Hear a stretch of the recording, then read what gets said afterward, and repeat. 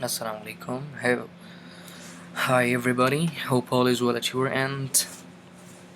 Today we are going to study the second week lecture, which is based on a moral and some differences between the team and group. In the last lecture, we studied group, then we studied formal and informal groups, and then uh, we sub-categorize them into command groups and task group, interest groups, and friendships group. Then we study the rational decision making in groups, and also we studied the five-stage model of group development. Uh, Today we are going to study uh, another model, which is an alternative model for temporary groups with deadlines, and that is called punctuated equilibrium model, or PEM. Temporary groups with deadlines do not seem to follow the usual five stages model that we studied earlier in the last lecture of 8.1, week number 8, one part. Studies indicate that they have their own unique sequencing of actions or inactions. Their first meeting sets the group direction. The first phase of group activity is one of the inertia. Inertia means a disposition or a tendency to remain inactive or inert. So, uh, as you may have noted, the five stages model we have studied yesterday is a linear process. According to the model, a group progresses to the performing state, at which point it finds itself in an ongoing, smooth sailing situation until the group dissolves. Uh, for example, a group may operate in the performing stage for several months. Then, because of a disruption in that stage, uh, such as a competing emerging technology that changes the rules of the game, or uh, the introduction of a new CEO, or any other changes, the group may move back into the storming phase before returning to performing stage. Ideally, any regression in the linear group progression will ultimately result in a higher level of functioning. Proponents of this cyclical model draw from behavioral scientist Connie Gersig's study of punctuated equilibrium. The concept of punctuated equilibrium was first proposed by uh, uh, a paleontologist called Niles Eldredge and Stephen Jay Gould in 1972, who both believed that evolution occurred in rapid, radical spurts rather than gradually over time. Identifying numerous examples of this pattern in social behavior, Gersig found that the concept applied to organizational change. She proposed that groups remain fairly static, maintaining a certain equilibrium for long periods of time. Change during this period is incremental, largely due to the resistance to change that arises when systems take root and processes because uh, take roots and processes become institutionalized. In this model, a revolutionary changes occurs in brief, punctuated bursts, generally catalyzed by a crisis or a problem that breaks through the systematic inertia. Inertia, as we discussed, that inertia means a disposition or a tendency to remain inactive or inert, uh, and shakes up their deep organizational structures in place. At this point, the organization or group has the opportunity uh, to learn and create new structures that are better aligned with current realities. Whether the group does this is not guaranteed. In a nutshell, we can say, in Gersik model or the PEM, group can repeatedly cycle through the storming and performing stages, with revolutionary changes taking place during short transitional windows. For organizations and groups who understand that disruption, that conflict, and the chaos are inevitable in the life of a social system. These disruptions represent opportunities for innovation and creativity. Uh, we say that the model has three phases. We call them, the first phase is the first meeting sets the group direction. The first phase of a group activity is one of the inertia. In the transition stage, then a transition takes place at the end of the first phase, which occurs exactly when the group has used up half its allotted time. The transition initiates major changes in the second, and in the second phase of inertia follows the transition. Last meeting is characterized by markedly accelerated activity. If you look at the diagram, the PEM, or the punctuated equilibrium model, uh, the first meeting is the first phase, and then the transition comes in where major changes come in, and in the last stage, or phase 2, a completion of the project or the activity is done. uh, it has been found that the first meeting sets the group's direction. The first meeting sets the group direction, and the first phase of group activity is one of the inertia. A transition takes place at the end of the first phase, which occurs exactly when the group has used up half its allotted time. And the transition initiates more changes. A second phase of inertia follows the transition, and the group's last meeting is characterized or marked by accelerated activity. So, uh, uh, yeah, in this model, we say that the first meeting sets up the group's direction, a framework of behavioral patterns and assumptions through which the group will approach its project emerges in the first meeting. These lasting patterns can appear as early as the first few seconds of the group's meeting, or the first existence of the group. Once they are set, the group's direction becomes written in stone and is unlikely to be re-examined throughout the first half of the group. Uh, this is a period of inertia, that is, the group tends to stand still, standing, or become locked into a fixed course of action, even if it gains new insights that challenges initial patterns and assumptions. The group is incapable of acting on these new insights in the first phase or in the phase 1. One of the most interesting discoveries made in studies of group was that each group experienced its transition at the same point in its calendar, precisely halfway between its first meeting and its official deadline. Despite the fact that some groups spent as little as an hour on their project, while others spent 6 months or 7 months or 8 months, it was as if the groups universally experienced a midlife crisis at this point. The midpoint appears to work like an alarm clock, uh, heightening members' awareness that their time is limited and that they need to get moving or move forward. This transition ends in phase 1 and is characterized by a concentrated burst of changes, dropping of old patterns and adoption of new perspectives. The transition sets a revised direction for phase 2. In phase 2 is a new equilibrium, or a period of inertia. In this phase, the group executes or do or carry out plans created during the transitions period. The group's last meeting is characterized by a final burst of activity to finish its work activities. In a nutshell, we can say, in summary, we can say the punctuated equilibrium model characterizes groups as exhibiting long periods of inertia, interspersed with a brief revolutionary changes triggered primarily by their members' awareness of time and the deadlines, of course.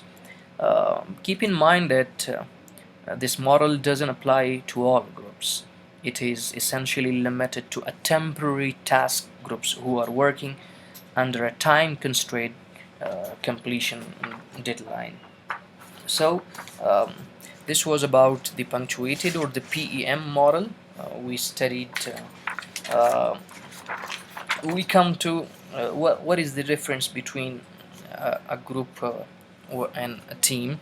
Well, nowadays, group or teams concept is adopted by the organization to accomplish various client projects. When two or more individuals are classed together either by the organization or out of social needs, it is known as a group. On the other hand, if what a team is the collection of people who are linked together to achieve a common objective. So the definition says that a group interacts to share information and make decisions to help each other. To each group member perform his or her area of responsibility, while a team is a group of whose individual efforts results in a performance that is greater than the sum of the individual inputs. Uh, what are the characteristics of group?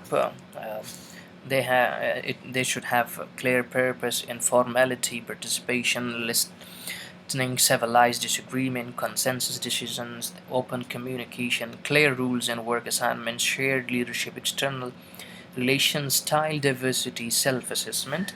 The first one, what is clear purpose mean? Clear purpose mean the vision, the mission, the goal or task of the team has been defined and is now accepted by everyone. There is an action plan in clear purpose.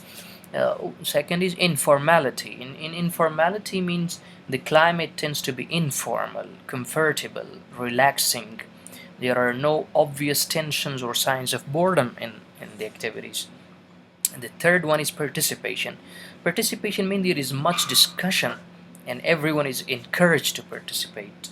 Um, the fourth one is listening. The members use effective listening techniques such as questioning, paraphrasing, summarizing, and summarizing to get ideas out. Uh, the next is civilized disagreement. I think it should come to the fifth one. Civilized disagreement because it's another part. Listening, civilized agreement. No, listening is a part, another part, and civilized is another part. We will change it later. Uh, but keep in mind that listening means that the effective listening of techniques such as questioning, we said, paraphrasing, summarizing the ideas out. And the fifth one is civilized disagreement. Civilized disagreement means there is disagreement, but the team is comfortable with this and shows no signs of avoiding, smoothing over, or suppressing conflict. Sixth one is consensus decision. Consensus decision means for important decisions, the goal is substantial but not uh, necessarily unanimous agreement through open discussion of everyone's ideas. It means avoidance of formal voting or easy compromises. Seventh one, open communication means team members feel free to express their feelings on the task as well as the group's operation. Uh, there are few hidden agendas. No one hides the agendas or the points. Communication takes place outside of the meetings. Third, eighth one is clear rules and work assignments. This means that there are clear expectations about the roles played by each team member. When action is taken, clear assignments are made and they are accepted and carried out. Work is distributed among team members. The ninth one is external relations. It means while the team has a formal leadership functions shift from time to time depending on the circumstances, the needs of the group, and the skills of the members. The formal leader models the appropriate behavior and helps establish positive norms in the organization. The tenth one is external relations. External relation means the team spends time developing key outside relationships, mobilizing resources, and building credibility with important players in other parts of the organization. 11th is style diversity. Style diversity means the team has a broad spectrum of team player types, including members who are emphasizing attention to task goal setting and focus on processes and questions about how the team is going to function and how is it functioning. And the last one is self-assessment. Self-assessment means periodically the team stops to examine how well it's functioning and what may be interfering with its effectiveness. We come to the comparison chart. There are some basic comparison between a group and a team. Um, Basic the model, look at the diagram, basis for comparison group and team. The meanings, meaning means what is the meaning of a group and what is the meaning of a team. So a group is a collection of individuals who work together in completing a task, while a team is a group of persons having collective identity joined together to accomplish a goal. The leadership of the group is only one leader, and the team can have more than one leader. Uh, the members of a group are independent, while teams group are interdependent. The process of the group is discussing, they deciding, and they delegate, while in team only discuss, decide, and do. There is no delegation in that. Power delegation, authority delegation, and many others. The work products in groups, uh, individuals can do it, while in team collective activity can be done. The focus on groups focuses on accomplishing individual goal, while in teams accomplishing team goals. Both the accountability can be individually of the team, or they can be the in group. It's the accountability can is individually, while in team it can be either individually or mutually. There are some differences uh, between group and team in the workplace, and they can be drawn clearly here. The first difference is that there is only one head in a group, and a team can have more than one head. The group members do not share responsibility, but team members share the responsibility, as discussed in the last diagram. The group focuses on achieving the individual goals. Conversely, the team members focus on achieving the team goals. Uh, Next is the group produces individual work products, while the team who produces collective work products. The process of a group is to discuss the problems, then decide and finally delegate the task to individual members. On the other hand, the team discusses the problem, then decides the way of solving it, and finally do it collectively. The last difference is that the group members are independent, while the team members are interdependent. There are some similarities between the team and group. Some are two or more than two persons. In both groups, there can be two or more than two people, and also in team we can have two or more than two people. Uh, Interactions of member, of course, in both teams and in groups, both interact, they both communicate in that uh, face-to-face relationship. In both teams and in group, we have face-to-face relationship. They sit and they discuss, they communicate, and they work together. uh, Focus on the achievement of an objective. Of course, there is a goal set for them and they focus on that. So both team and uh, group have a focus objective, and uh, they work on that. uh, Next is they have a leader, both have a leader. um, in team we can have more, and while in group we can have one leader. And the next similarity is sharing of information and resources, both in group and uh, uh, in team. We share information and we share resources. So these were the similarities of group and with team. Uh, Characteristics of an effective team. There are some characteristics of uh, a team, and they have clear purpose. Uh, we just studied before the slide, and their informality, their participation, listening, civilized disagreement, consensus, decision. The slide has just messed up and down. Uh, so open communication, clear rules and work assignments, shared leadership, their external relationships, style diversity, and self-assessment. How to create effective teams.